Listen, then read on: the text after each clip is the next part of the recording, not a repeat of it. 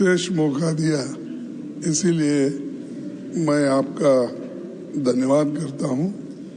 और मेरी ये किस्मत अच्छी है कि सुनने के लिए गृह मंत्री भी यहाँ है, लेकिन गुफ्तगू कर रहे हैं, उसमें मैं डिस्टर्ब नहीं करना चाहता हूं कि आपके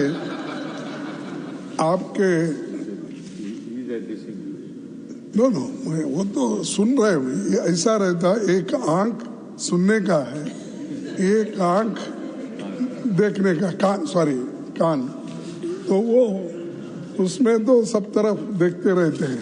नहीं तो होम मिनिस्ट्री चलाते कैसा, लोगों को ईडी में डालते कैसा, सीबीआई कैसा चलाते हैं, ये सब बहुत उसमें तो माहिर रहे। सर, मैं ज्यादा बात नहीं करना चाहता हूँ, घंटों से आपने मेरे को जो भी 10-15 मिनट दे दी है उसमें मैं खत्म करता हूँ। सर, ये वक्फ बोर्ड अमेंडमेंट बिल जो है, इसके बारे में सारे देश में एक ऐसा माहौल बना है कि माइनॉरिटीज को तंग करने के लिए ये बिल लाया गया है। और ऐसा कोई बहुत से बदलाव अगर 95 के एक्ट से होते थे, 1995 के एक्ट से, तो हम मान लेते थे। जो वहां है इसमें डाल दिए, और जो नहीं डालना चाहिए ऐसे चीजें डाल दिए। मेरे पास तो कंपैरेटिव स्टेटमेंट है, अगर मैं बोलते कहूँ इस पर तो वक्त बहुत लगेगा।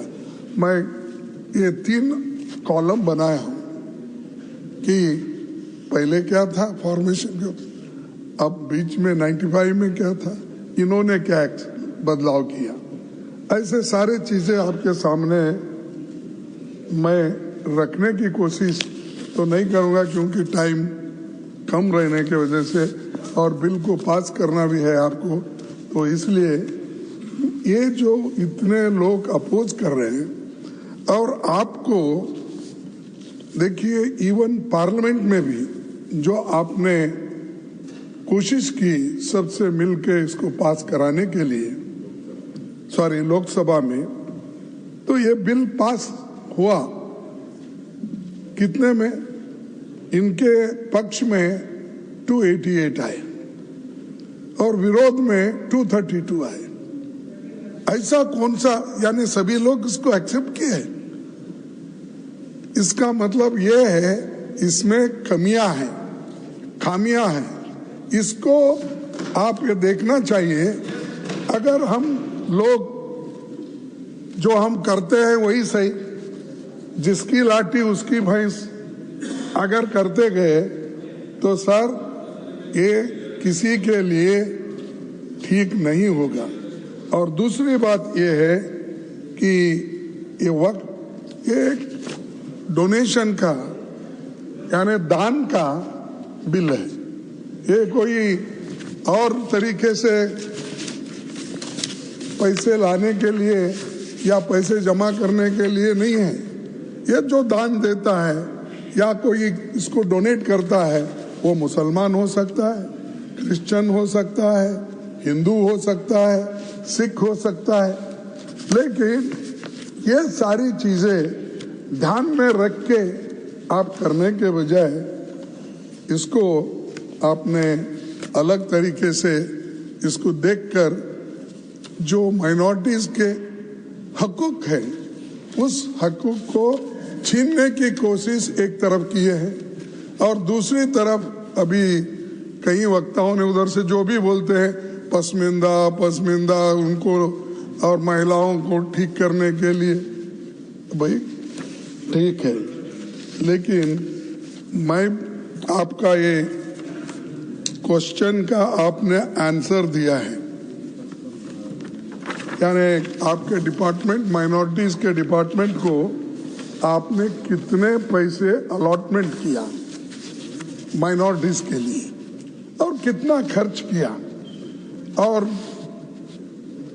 ये इसके आधार पर अगर मैं कहूं और रखूं आपके पास, आपको भी ताजुब होगा सर, एक 18,274 करोड़ रुपए इन्होंने अलोकेशन किया 5 साल, जिसमें 3,574 करोड़ खर्च नहीं हुए। ये इनका गरीबों के वास्ते जो उनका जो सोच है इससे मालूम होता है। और उसमें और भी बजट कम करते करते करते गए। 1920 में 4,700 और 2020 में 2019 हाँ 2019-20 तो उसमें इन्होंने 4,700 करोड़ रखा था, वो भी खर्च नहीं करे। 194 करोड़ उसमें बाकी रखे। 2021 में 4,005 तो उसमें भी फिर अनस्पेंट मनी 6 करोड़। 21-22 में 4,346 में 21 करोड़ बाकी अनस्पेंट। 22-23 में 2,612 फिर 1,775 अनस्पेंट। फिर 23-24 में 2,608 और अनस्पेंट 1,576। टोटल 18,274 में 3,574 अनस्पेंट मनी। एक तो 4,700 से घटाते घटाते अब 2,608 करोड़ पे आए। क्या यही है आपका? माइनॉरिटी के साथ, गरीबों के साथ हम भलाई करेंगे? क्या भलाई? एक तरफ बजट काट रहे हो, दूसरे तरफ 250 बजट को आप खर्च नहीं कर रहे। तो ये दर्शाता है कि आप माइनॉरिटी इकोनॉमिकली डेवलपमेंट करने के लिए या उनको एजुकेशन या हर तरीके के सहूलत देने के लिए आप तैयार नहीं है, इससे ये मालूम होता है। और उनके जो 5 ये आपने पहले बजट में बताया था, तो 5 उनके स्कीम को बंद कर दिए। 5 स्कीम्स, एक मौलाना आजाद नेशनल फेलोशिप को बंद कर दिए, इंटरेस्ट सब्सिडी एजुकेशन को देने का लोन वो भी बंद कर दिए, फ्री कोचिंग को बंद कर दिए, सपोर्ट फॉर स्टूडेंट्स वो भी बंद कर दिए। उसके बाद scheme for providing education in madrasas minorities वो भी बंद कर दिए। ये सब स्कीम आप एक तरफ बंद कर रहे हो, दूसरे तरफ बोलते कि गरीबों के लिए, महिलाओं के लिए, पसमानदा मुसलमानों के लिए एक तरफ कहते। अरे आप कम से कम इसको रिव्यू करके आप खर्च नहीं कर सकते? हर साल आपका बजट होता है, आपका फाइनेंशियल टारगेट होता है, उसी के साथ फिजिकल टारगेट होता है। तो आप देखने वाले नहीं हैं और बात तो बड़ी बड़ी करते हैं। और बड़ी बात करने वाले कभी ऐसा मुझे लगता है ज्यादा झूठ बोलने वाले लोग।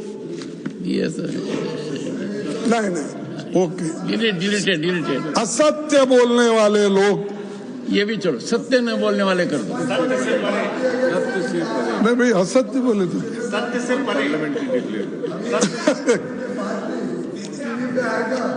तो वही बात हो जाएगी जहाँ से आज का दिन शुरू हुआ था। माननीय पीयूष गोयल जी, घनश्याम तिवारी जी के अध्यक्षता में जो एथिक्स कमेटी है वो इसको एग्जामिन कर रही है। कोई रास्ता निकालना पड़ेगा, पॉलिटिकल पार्टीज को भी सोचना पड़ेगा। उनके कोई सदस्य का आचरण ऐसा हो जाए तो कैसे काउंसलिंग की जाए, क्या नतीजा निकले। Leader of the opposition sir, देखिए 1995 एक्ट को इन्होंने सर्वसम्मति से उसको स्वीकार किया। आज वही लोग कहते हैं कि वो ठीक नहीं है, हम नया कानून बना रहे हैं वो गरीबों के लिए, माइनॉरिटीज के लिए।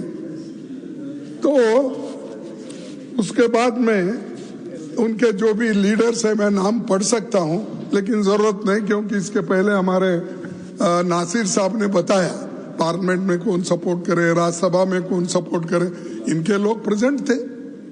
आपने स्वीकार किया, रिकॉर्ड में है, फिर भी आप फिर उसको ये कहना चाहते हैं कि हमने नया लाया। नया कुछ नहीं है इसमें, एक्सेप्ट जो आपने लोगों को तबाह करने के लिए जो क्लॉजेस डाल दिए हैं वो आपने किया है।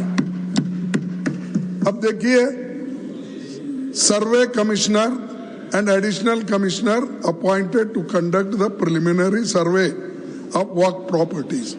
आपने क्या कहा? Replace the survey commissioner with the government officer above the rank of collector. यानी कलेक्टर के हाथ में दिए।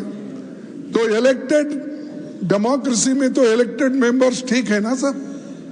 तो इलेक्टेड मेंबर्स को निकाल के वो ऑल मुस्लिम्स इलेक्टेड मेंबर रहते, अब ऑल नॉमिनेटेड, यानी सत्ता अपने हाथ में लेने के लिए ये बात आप कर रहे हैं, ये बात कर रहे हैं। तो इसीलिए ये इनका इंटेंशन ठीक नहीं है, इरादा ठीक नहीं है। ये ऐसा ही अब वक्फ बोर्ड के प्रॉपर्टीज को जमा करके इसका एक लैंड बैंक बना के क्या किसी बड़े ने बिजनेसमैन को देते, कॉर्पोरेट को देते, मुझे मालूम नहीं, क्योंकि अभी बाहर नहीं आया।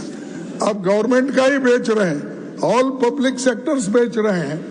अब ये तो छोड़िए, मुफ्त में मिला तो सबको खिलाएंगे बफे सिस्टम के जैसा, जो पहले आएगा वो खा लेगा। तो अदानी, अंबानी ऐसे लोगों को खिलाएंगे। तो सर ऐसा ही अब किरण रिजिजू ने बफे सिस्टम रखा है, तो वहां पर जो पहले जाएगा वही अच्छा खाना खाएगा। लास्ट में अगर हम पहुंचेंगे कुछ भी नहीं रहेगा। ये ऐसा ही है इनका। तो ये अरे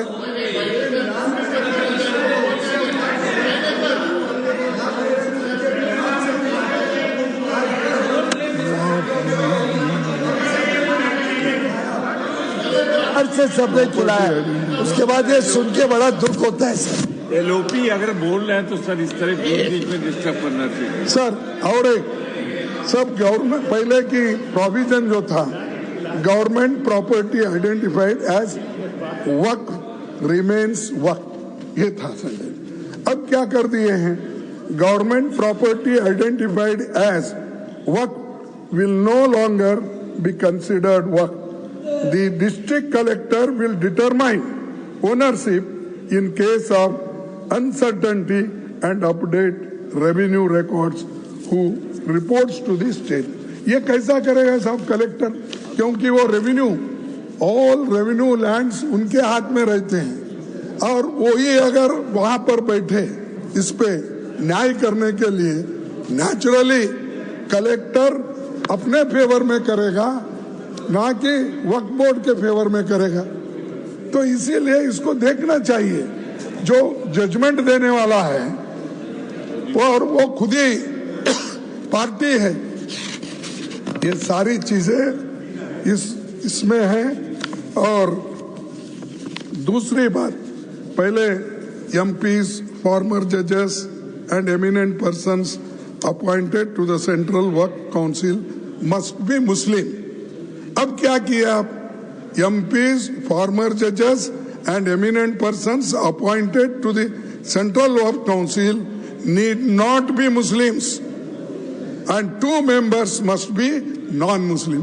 क्यों नॉन मुस्लिम्स को इसमें ला रहे हैं? क्या नहीं साहब, मैं पूछता हूं, तिरुपति में जो वहां पर ट्रस्ट है उसमें आप किसी मुस्लिम को डालते हैं? या राम मंदिर का ट्रस्ट है, क्या उसमें किसी मुस्लिम को डालते हैं? मुस्लिम तो छोड़ो, मैं हिंदू हूं, मेरे जैसे दलित समाज के लोगों को भी उस ट्रस्टी में नहीं रखते हैं आप। किसी भी इतने मंदिर, इतने ये है, किसी में भी शेड्यूल कास्ट लोगों के लिए नहीं, इसीलिए तो मैं स्पेशल लिख के आपसे मांग, मैं ज्यादा कुछ नहीं बोलता और 5 मिनट 2 मिनट बोल लूंगा, खत्म कर। तो क्या, अरे भाई सर ये देखो, ये लखनऊ के हैं और इनके सब नेबर्स मुस्लिम है, कम से कम इन्हों प्रोटेक्ट करना चाहिए, इन्हों तो प्रोटेक्ट करना चाहिए। तो सर तहजीब का सबसे बड़ा वो रहता है सर ये, और अब क्या कर दिए कि मुसलमानों को निकाल दिए, नॉन मुस्लिम्स को डाल रहे। क्या यही चीज हिंदुओं के लिए करते हैं? क्या यही चीज सिखों के लिए करते हैं, जैन्स के लिए करते हैं? ये बुद्धिस्ट में आज वो डिवाइड कर दिए।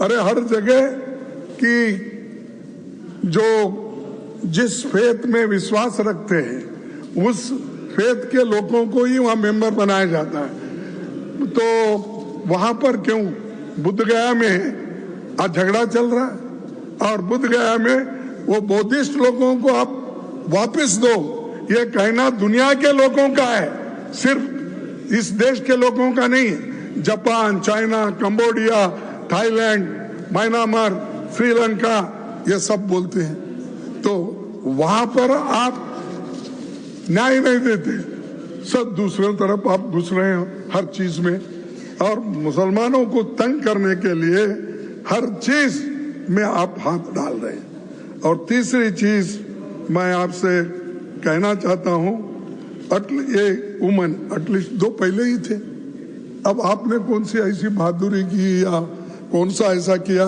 कि इसमें महिलाओं को हम 2 डालें?